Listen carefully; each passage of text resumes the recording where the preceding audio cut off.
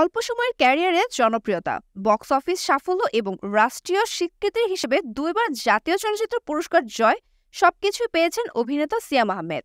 তবে একথাও সত্য যে ঢাকায় চলচ্চিত্রে শাকিব খান পরবর্তী সময়ে হাল ধরার মতো সম্ভাবনায় যে কয়েকজন অভিনেতার নাম উচ্চারিত হয় তাদের মধ্যে সিয়াম আহমেদ একজন হলেও এখনও সেই অর্থে স্টার বা সুপারস্টার তকমা নিজের নামে করে নেওয়াটা বাকি রয়ে গেছে তার।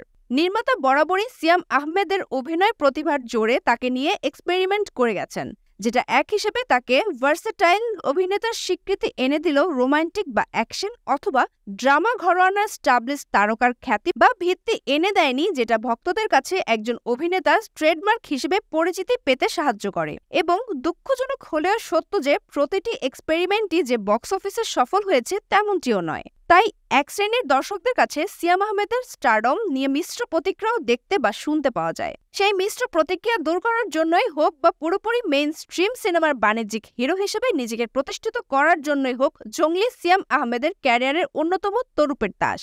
এমরাহিম বিগ অ্যারেঞ্জমেন্ট সিনেমা বানাতে পারদর্শী, যার প্রমাণ আমরা পেয়েছি শান সিনেমায়।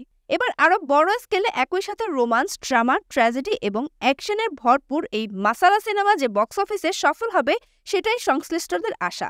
অবশ্য ফার্স্ট লুক পোস্টারে চমকে দিয়েছে জঙ্গলি টিম। বেঞ্চে বসা সিয়াম আহমেদের রাফ অ্যান্ড টাফ লুক সত্যি অসাধারণ।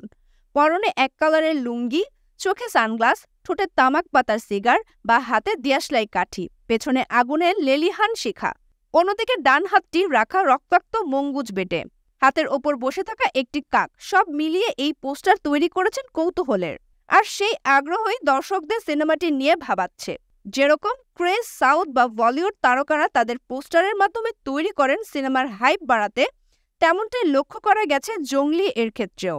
এখন দেখার বিষয় প্রত্যাশা এবং প্রাপ্তির হিসেবের সমীকরণ কেমন হয়। গতকাল থেকে ফিল্মম্যান ও MIB স্টুডিওজ প্রোডাকশনের তত্ত্বাবধানে সিনেমার শুটিং শুরু হয়েছে ঢাকায়। শুভকামনা রইল জঙ্গলি টিমের জন্য।